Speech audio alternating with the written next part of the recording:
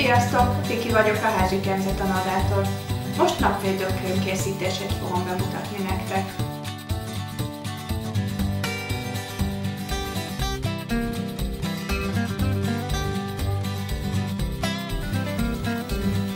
A napvédőkrém egyik legfontosabb alapanyaga a valamilyen piros készítmény. Ebben az esetben ez piros pálmavaj, de lehet ez természetesen bármilyen piros olaj, például sárgarépa kivonatos olaj, vagy bármi hasonló dolog. Ez az egyik legfontosabb, ennek van ugyanis fényvédő hatása. Egy kicsi kémiai fényvédő hatása van ezeknek, ez nem sok, de azért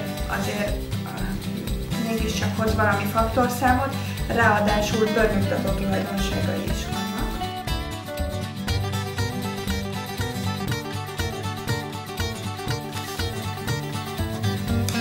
Ennek pedig a bőrnyugtató tulajdonságát használjuk ki ebben a kenszerben.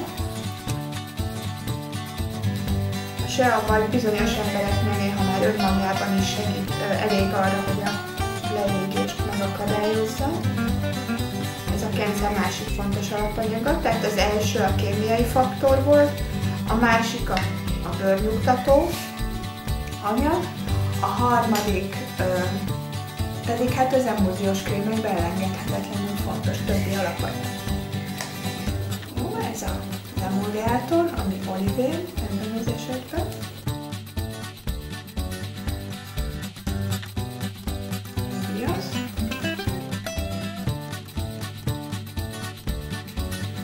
Ez volt az olajos fázis. A vizes fázisba tesszük a vizet. Miközben a vizes fázist kimérjük, az olajos fázist már lehet melegíteni. Beletesszük a nátrium-benzoátot, a tartósítószert.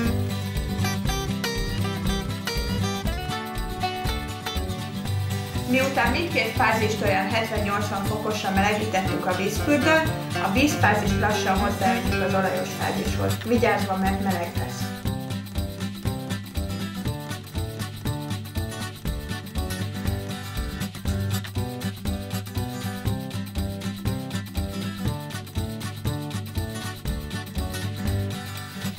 Négy percnyi keverés után, miután a cinkoxidot is beletettük, szépen tégelybe töltjük a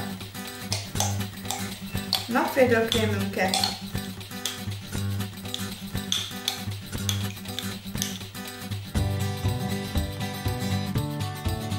És a következő napozáskor bizalommal elhasználjuk. A jövő héten újra találkozunk.